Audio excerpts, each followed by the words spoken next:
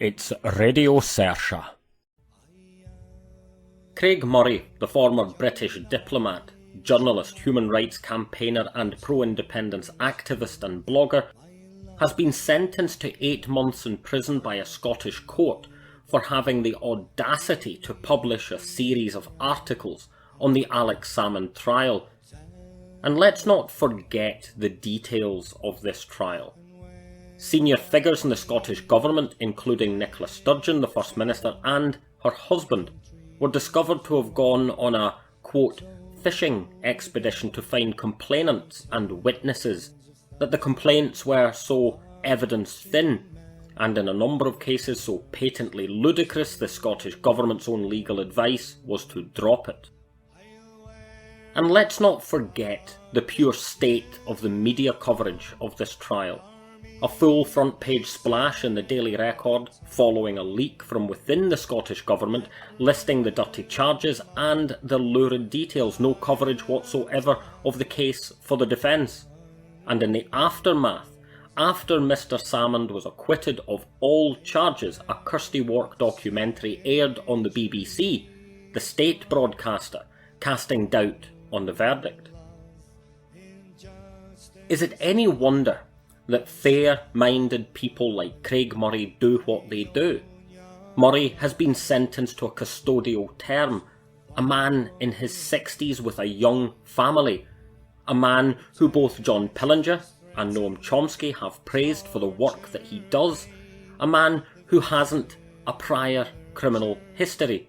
This man has been sentenced for a term in prison for reporting facts.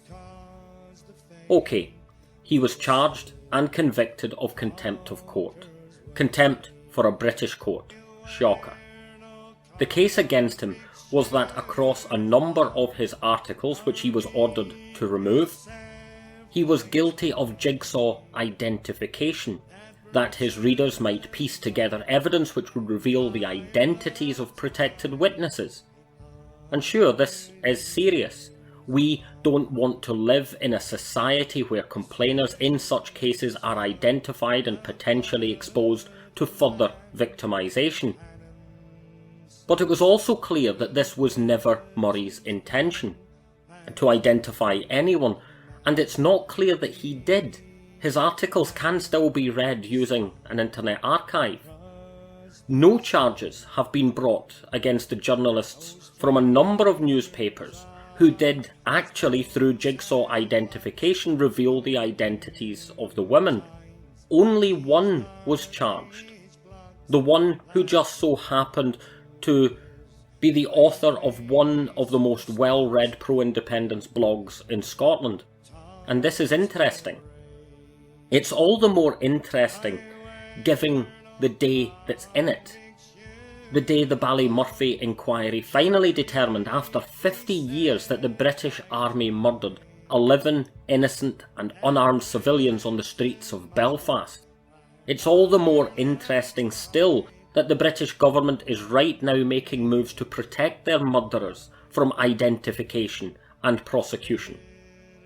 Contempt of court. Contempt for a British court. Are you serious? How can we have anything but contempt for the British courts, be they in London, Edinburgh or Belfast? These political institutions are by their very nature contemptible. Look, the Salmond trial was a political show trial.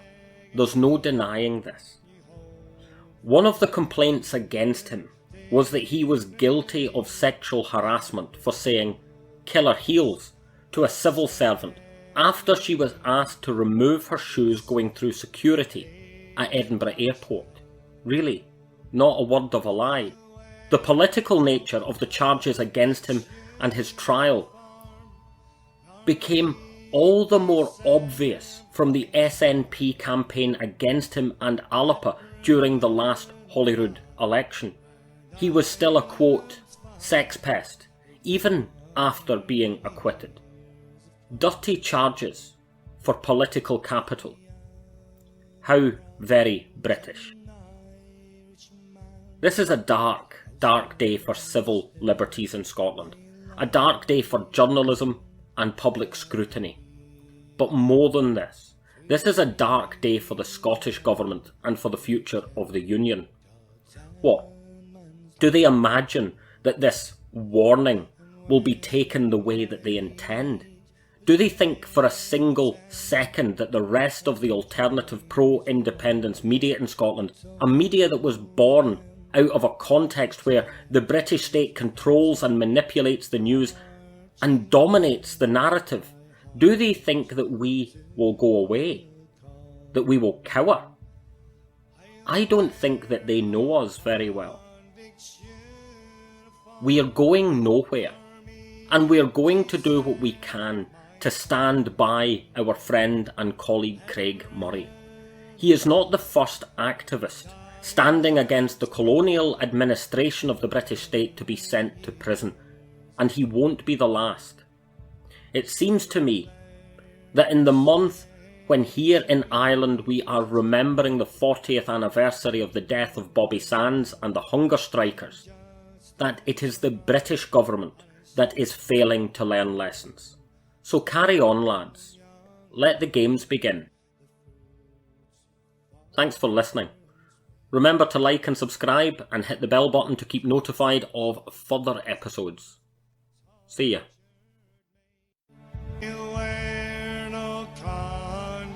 Uniform, nor meekly serve my time, that Britain might